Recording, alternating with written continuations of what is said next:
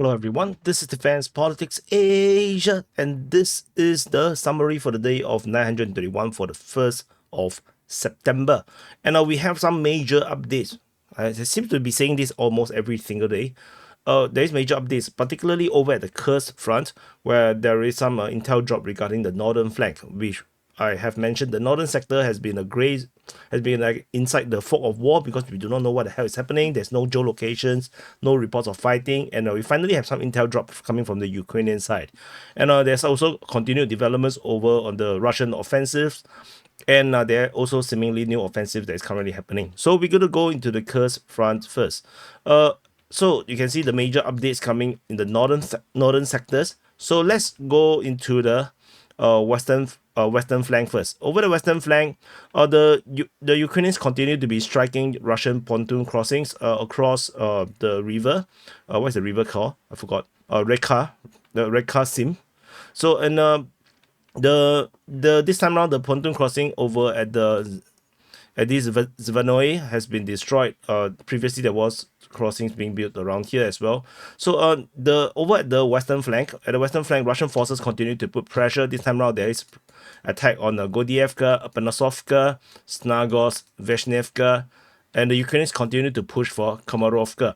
Well, it's important to know all these red arrows may not be necessarily ground offensive. It could be just very intense FPV drone strikes, fire attacks from artillery, maybe armored vehicles, who knows.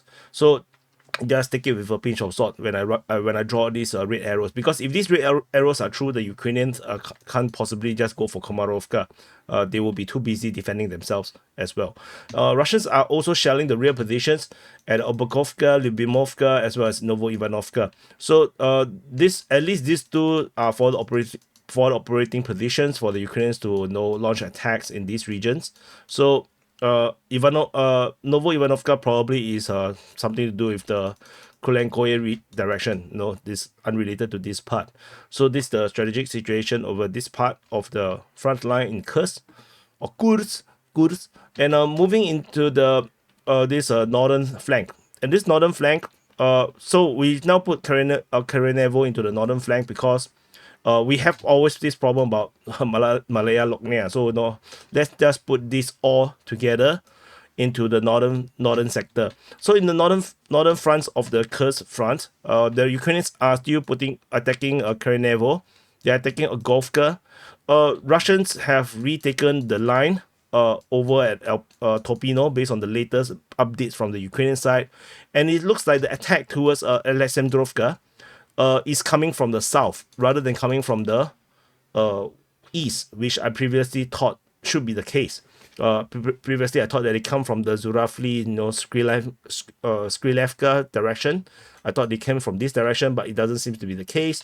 So what happened is that it coming from the south, or it could be that previously they come from the east and then now they reinforce from the south because they just have full control over the countryside. And the Russians have fully retaken the entire salient or the entire breakthrough from the Ukrainians up to Safanovka. Russian forces secured Safanovka, Obiki, Koledes. They are also secured all the way to Skrilevka. And this entire region here is now retaken by the Russian forces, reforming the firm line up to Sheptukovka to Kauchuk and Anastasievka. So the Russians also close up this attempted breakthrough. So these are all now clearly Russian lines. The region of Zurafli is still unclear. This is still considered gray zone on the Ukrainian mapping. In fact, most of these areas are all gray zone on the Ukrainian mapping. Russian forces also resecured Kromsky Biki, and they have secured all the way on the western part of Isakovka and Ivitsa. So these are all the highway region that is now firmly under Russian control, including Novosilovka. So the Ukrainians may or may not still be at this region here where they previously have gathered a big force. Elefshinska, Nosimenovka. They used to have gathered a force here, but now there is no guarantee that they are there anymore because these are all now rated as gray zone by the Ukrainian mapping.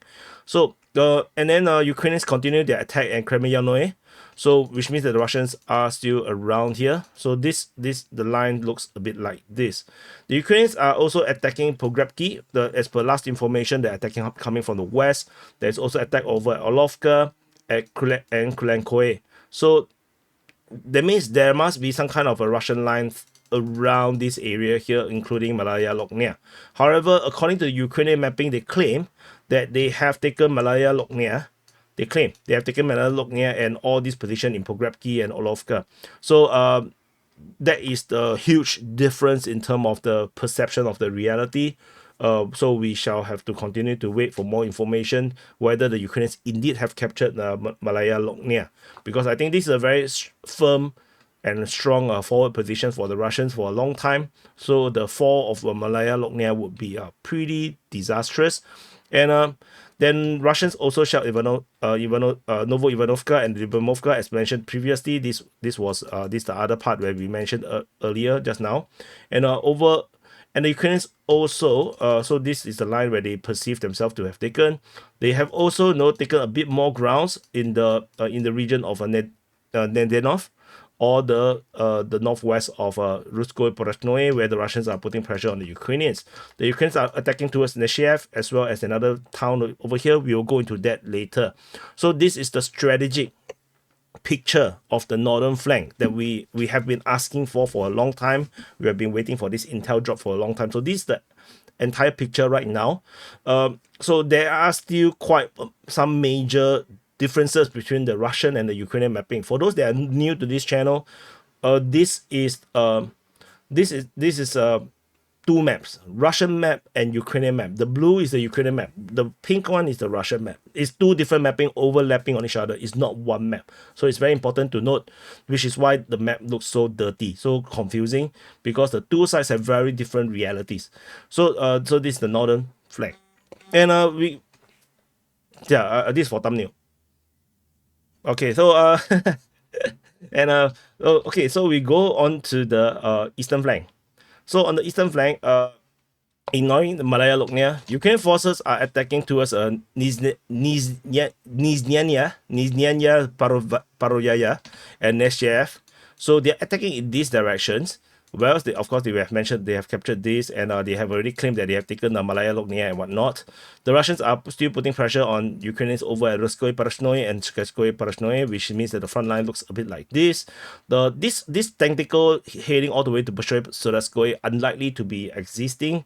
Russians likely to have control over Krylik. There is Russian pressure on Ukrainians over at Martinovka. Ukrainian forces allegedly sent reinforcement over into the Martinovka region. So reinforcement has arrived in this region. So I think they are trying to do a new attack around here. Russian forces are attacking Ivashkovsky. Most likely it's probably just shelling. I don't think this is just shelling. I don't think this is an active attack. Shelling was reported over at Lebedevka, and the Russians are also putting pressure on Ukrainians over at Mihailovka. So the Ukrainian lines are pretty clear at this moment at this eastern flank. And this this reinforcement coming to Mantenovka might suggest that the Ukrainians may want to try another time, probably break through into the countryside, or they'll go down the highway again. Of course, going down the highway will be a death trap. I think it's too obvious a place, and it's easy for FPV drones and suicide drones to attack. So anyway, this is the situation over in this eastern flank, the strategic situation. I hope this is a bit clear as I can go for now. Over in the southern flank of this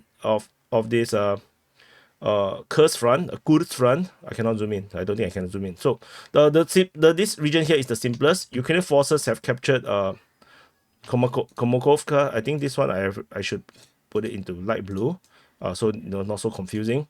So this was already mentioned yesterday, where the Ukrainians have already taken this line at Komokov, sorry. And then the Russians are still putting pressure on the Ukrainians over at Pekovo as well as Borki. This Pekovo is most likely just shelling reports. I don't think these are active attack. Borki probably more active in terms of ground forces. But It's very simple. There's nothing really much happening around here already. Just really the Russians trying to push out the Ukrainians, but the Ukrainians are deciding to stay here for now. So that's all for the fronts. The fronts inside Kursk. Probably I'll clip this out, you know, for a main channel. For those that are only interested in Kursk. There is further shelling reports around this region. There's shelling reports in the Sumy region. Let me see, how should I zoom this in? Okay, well, over at Abodi, and then this one is Prishep Trefnia, Yunakivka, as well as Sumy. So these are the Sumy ones. This is probably some logistic or operating position in the north. These forces here is probably related to the to this potential offensive towards Kroshkovo. So Ukrainian forces at the border region may be ready to push in when they're called upon. So this is possible. They are still trying to push in from the east, which I have people complain that I have been telling people about this for a long time, but it never happens. So, and the other force is supposed to hit from Tekino to Shkrushkovo in the pincer attack. So, which is Bilopilia and Boyaro Lizachi continue to get shelled by the Russian side, confirming Ukrainian presence around these regions.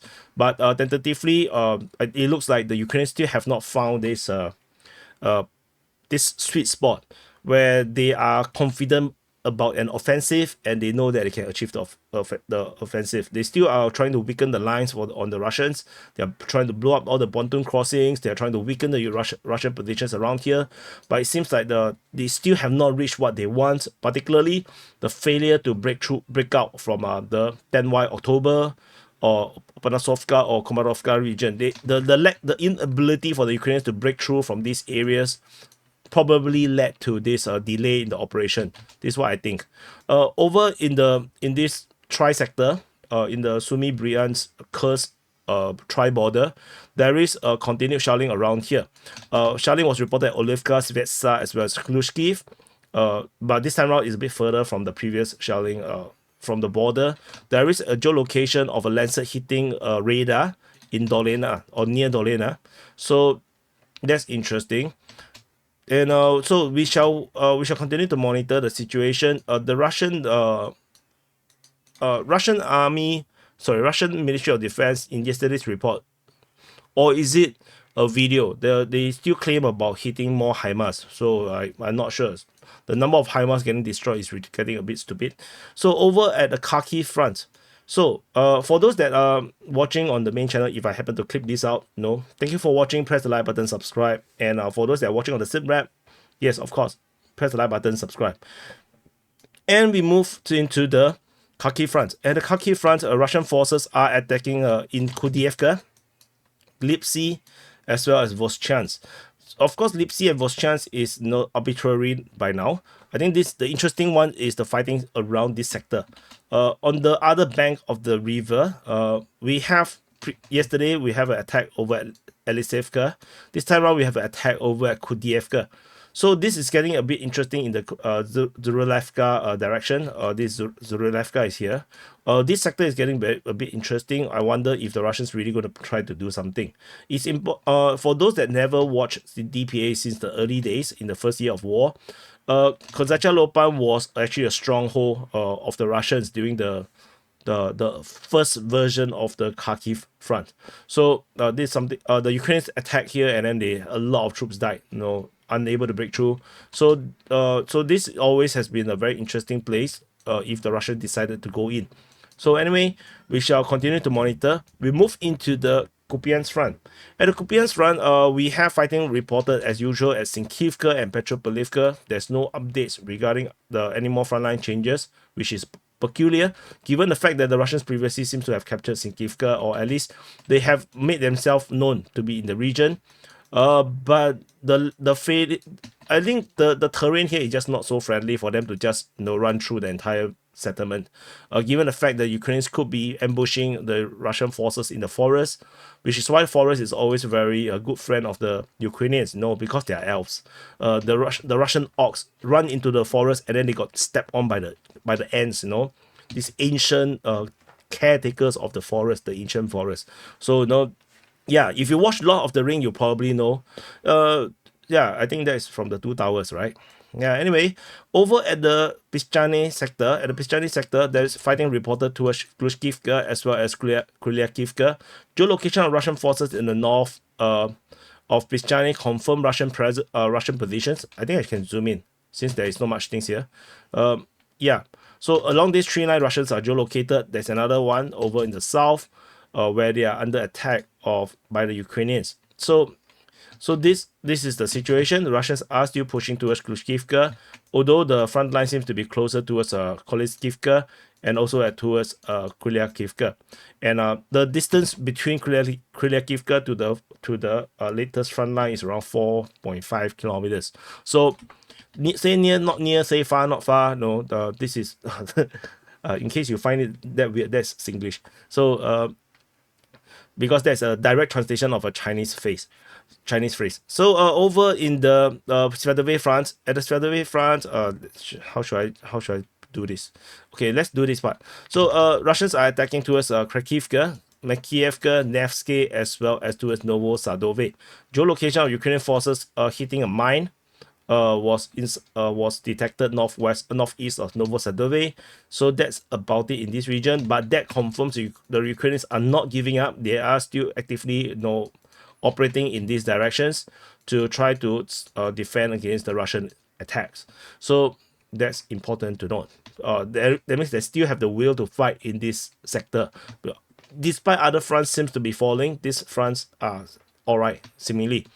So the deep state UA, the pro-Ukrainian mapping said that they have updated the lines around Makiivka. They say the Russians advanced, but I cannot see where the advance is in their mapping. So there's no change in terms of mapping at Makiivka. Just something to note. They said something changed.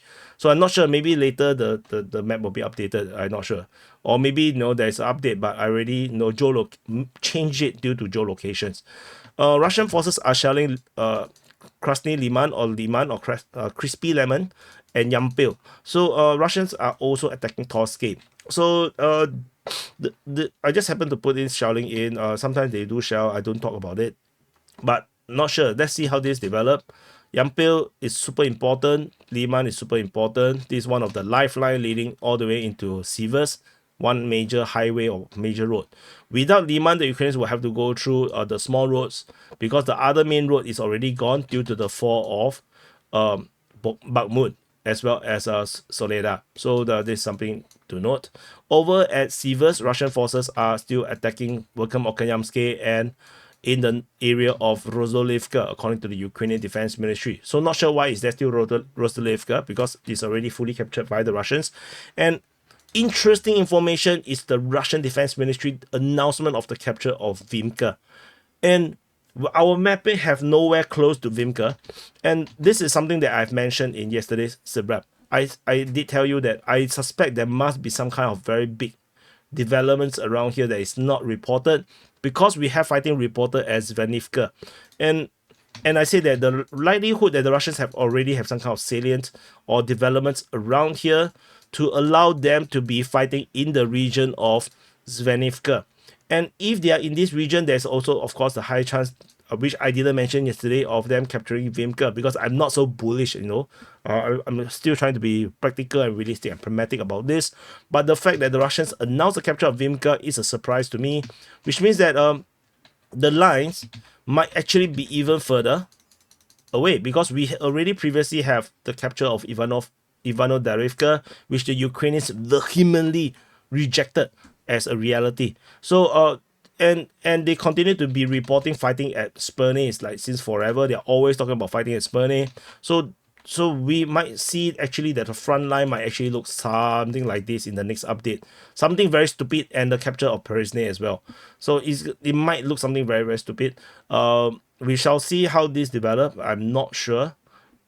Maybe this is a bit high, a bit too far, but capturing of Vimka, this is a huge news, because if the Russians actually captures Vimka, you can see the strategic situation. Let's say I draw like this. So maybe this is the new reality, okay?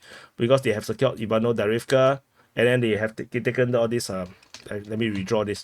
So maybe it looks like something like this. If they have secured this fortress, taken Vimka, and so from this area here, Sperne is gone. the Russians can attack towards Novoselivka, from the south towards Verkhovno-Okayamsky, and then this could become a pincer. This is gone. They are attacking towards Zvenivka, and from Zvenivka they can cut through to Svetoporovsky. They can totally ignore Siversk, and they can hit southward and basically capture the entire region. Vimka is like this center point. It's very, very important for the Ukrainians. So this strategically, it will be a disaster if this is true. But we have to wait and see how this goes. Over in the Bakhmut front, in the northern flank of the Bakhmut front, this region also getting a bit hot. There's fighting reported at Zeleniansky, Krychorivka, Kalinina, and somehow the Ukrainian Defense Ministry reported fighting in the area of Makove and Maisky and Chasivia. So this is weird. How do they reach Makove and Maisky? So a lot of weird things is happening, and this could be a sign of major offensive. Krychorivka is talked about by Ryba, so is Kalinina, but the Ukrainians basically said the fighting is at Makove and Maisky. So there could be a major offensive currently happening in this direction as well, on top of the one at Siversk where there's a possible breakthrough over at Vimka. So very, very exciting situation right here. Exciting because we are just observers. So we watch this like football and soccer. The people die, but that's war, right? War, people die. Just like you eat food get digested. That's just how it is. So whatever it is, I hope the war ends early or soon, but it's not going to end so soon. As we can see, the fighting is still very fierce. Over in the southern flank, fighting is reported over towards Stupovsky, Klishevka, and Andrievka. So the situation remains unchanged. The previous geolocation of Russian forces taking all this position, I thought they will continue to push, but no news, which is that's a very Russian thing to do, to make us feel disappointed. So anyway, let's move on from the Bakhmut front. We move into the New York front. At the New York front, we have continued fighting over Torex, Nelipivka, and reported at Leonidivka. Later I will zoom in a bit more, and over at Kalinove. So this is the current situation, and of course this look very normal, except that when we go into details. Okay, first I cover the easy one first. Fighting is reported at Leonidivka according to the Russian Defense Ministry. So this of course is not caught up by the mapping yet. So it looks like the Russians are heading down the road from Nelipivka, whilst the Ukrainian Defense Ministry is still talking about Nelipivka. There's a high chance that the Russians have already captured Nelipivka. There's a high chance. So the possible reality, it could be that the Russians have already captured Nelipivka by the Russian forces, and they are now heading down towards Leonidivka. And this is a high possibility because the Ukrainian sides are trying to reduce the talk about the New York front, especially at New York. Until today, they still continue to insist on their mapping that there is this salient around here. They still have this gray zone around here. I can tell you, it doesn't exist. It wouldn't exist. It's impossible for them to exist. So this is just cope. And the fact that there is fighting around Nelipivka for a long time, we have from the 18th to the 20th, 22nd to the 25th, 27th to the 1st. So the Nelipivka by now should be gone. I think it's most likely fully captured by the Russian forces. I don't believe the Ukrainians are holding the position because this is undefendable. And the Russians now, for the first time, report fighting at Leonidivka is probably the sign that Nelipivka has already fallen or mostly fallen to the Russians. So this is important to note. Over at the Torex region, the Ukrainian mapping have reported that the Russians have captured a bit more grounds. They've taken this factory region or the warehouse region and expanded the control around this car garage region. So they're now lining up against the prison. So if I zoom out a bit, the Russian forces have also fully secured this entire forest. This is considered by the Ukrainian side, and even taking more grounds all the way to the hill south of the prison. So the Russians continue to push in this direction. I believe they will go for the entire forest first. and probably the prison. It's unclear if the Ukrainians will hold a position at a prison. This look like because prison is basically like a castle. So this would be a legitimate fortress, and but uh, but a prison wall the guards inwards, not outwards. So I'm not sure how it works. If you zoom in, you can see this basically like a castle. There's a wall going around. You can see this high wall. There's some guard houses, but generally prisons face inwards. Wow, this looks like some horrible place to be a prisoner. Oh my god, so sad. Yeah. So anyway, let's hope they didn't find anything scary over there. Over in the southern part of the thorax, Ukrainian mapping have insisted that they have all these positions. This is to them firm Ukrainian areas. So previously we have geolocation of Russian forces reaching all the way to this point. So yeah, maybe the Russians redrawn, or maybe the Ukrainian mapping just have not acknowledged the Russian presence at all. So that is also a possibility. So we just have to continue to monitor the situation around here. Look, this parallel universe is getting really bad. You know, it's all Doctor Strange fault.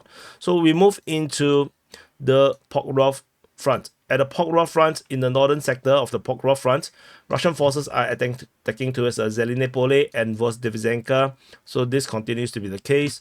Over at the Horodivka region, let me see, how do I zoom? Okay, let's do this. Russian forces are still attacking in the city of Horodivka, Mykolaiivka. In the Novohorodivka region, Russian forces geolocated inside Novohorodivka, raising the flag, very relaxed, taking some videos, confirming the capture of Novohorodivka and fighting in the region of Marinivka. There is seemingly no updates regarding the front line. My gut feeling is that the Russians are still consolidating their positions over in Novohorodivka, as well as on the foothold over at Horodivka, because the advance has been way too fast for the Russians, so they need to regroup. That's my opinion, because you cannot just keep pushing. You need to move your bunkers, your sleeping quarters, your headquarters, and ammunition dumps. Everything need to move forward, and this takes time. So it will take maybe a few days, 3 days to a week at least, for them to move their stuff forward. And of course, when you move forward, you also need to ensure that those places are secure. So it's not so simple. And if you are not careful, you might become a target of a Ukrainian missile strikes, or artillery strikes, Lancet. They don't have Lancets. FPV drone strikes, HIMARS. So it is some things to do. There's some work to do before they can push on, because they need to set up a base over at Novohorodivka and at Horodivka in order to attack towards Pokrovsk. And so then if not, there is just way too far for them to launch an attack, maybe from all these regions as HQ is just way too far. So over in this southern flank of the Pokrovsk front, as I mentioned, Marinivka is fighting. Fighting is still reported inside of Selidove, in the region of Mikhailivka, towards Ukraine's Lysivka, and Dolinivka, Helisinivka. And it's important to note is that the Russians have captured Dolinivka. This is based on the geolocation. This is a very, very small village. The geolocation basically confirmed the Russians have captured this, because you can see this is just one street. Very, very small place. And the raising of the red banner confirms the Russians have full capture over Dolinivka. So this is a confirmed capture just purely by geolocation. It doesn't need Ukrainian acknowledgement about this. And the fighting continues over at Ukraine's at Lysivka. Not sure if they have entered this yet. And we still have this possibility of the Russians already capturing Helisinivka, but this is not confirmed yet, because the Ukrainians have not acknowledged this yet. Over at the Selidove region and Mikhailivka, Russian forces still located in this area, confirming at least firm Russian progress in this area. Russian mapping have already gone way further, and this line, based on the Russian mapping, is the Ukrainians' gray zone. So So we shall continue to monitor and see how this develop around here. Moving into the Marinka sector of the Donetsk front, Russian forces are fighting in the region of Krasnohorivka. Geolocation of Russian forces confirming our front line. Fighting is reported towards Hostray, Maximilianivka, and Georgievka, probably in the south. So this is currently happening, and the push towards Hostray would be very, very interesting. This is last report on the 26th. Previously was early in August. So the fighting towards Hostray has always been on the horizon, and this would be very effective if the Russians try to attack in the area of Hostray and keep the Ukrainians busy around at Oleksandropol region, and the Russians then push from Krasnohorivka and close the pincer. So that is a possibility, and this would, of course, in the larger strategic sense, be a massive pincer attack in this way. So this is a larger pincer. So don't be surprised in the months ahead. We are going to see this happening, and this entire salient here, this entire encirclement or this bulge here will not survive for sure. They can't survive. They will have to redraw. So let's see how this goes. Over in the Konstantinivka region, Russian forces are still fighting in the region of Konstantinivka. Most likely they are fighting also in the south of Konstantinivka, given the fact that the Ukrainians use Vremivka direction. And the Russians are also now starting to attack towards Antonivka, according to the Russian Defense Ministry. Again, Russian Defense Ministry is leading the way in terms of giving us the latest intel.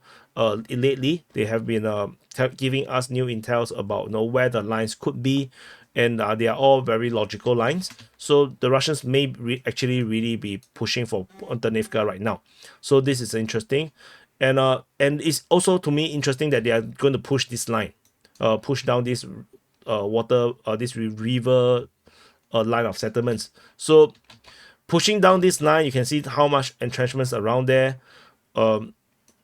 Yeah, it is an interesting division, but of course, this line will be good because taking the entire chain of settlements will just collapse the entire countryside. Because fighting in the countryside, the Ukrainians can still reinforce from the villages. But you take all the villages, it's extremely difficult to hold the countryside because you need resupply, reinforcement, and without a proper place for you to store your food and ammunition, would be difficult. It would be very difficult to hold the countryside. Anyway, for those that do not know, this is the Ukrainian stronghold of Kurakhove. This is the Operation HQ, which is why you can see the stupid amount of entrenchment around here. And moving into the Voleda-Vodyane region, Russian forces are attacking Vodyane. This is ongoing. However, the big development is at Voleda. So the Russian forces have attacked the Pivdeno-Dombaska 1 coal mine. Geolocation of Russian forces inside the facilities of the coal mine is a shocker, and from this position, the Russians can now flank north of Voleda, and this would allow them to totally not need to fight in Voleda. So Russian forces have to avoid fighting inside the urban regions because those are not good odds. When they're fighting in the open, they have better odds because of the superior firepower and superior number of equipment that they have. So it's a better odds. Inside an urban kind of a close quarter fighting is always a 1-to-1 situation. So unless you're fighting against the very poorly trained troops, usually just take it for granted that is the casualty numbers is going to be 1-to-1, generally speaking. So it's not good. And over at this other sector, there is fighting reported at Novo-Ukrainka.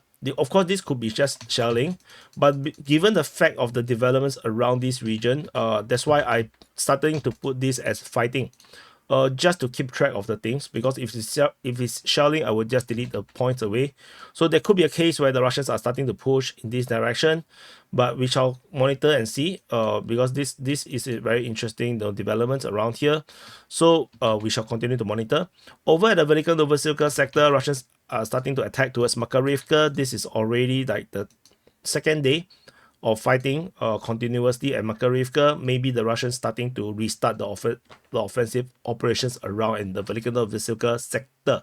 So moving on, over at the Zaporizhia front, we only have one report of fighting over in Mala Shobaki, or Mali Shkebaki, and over at this region in the Kayamsky sector.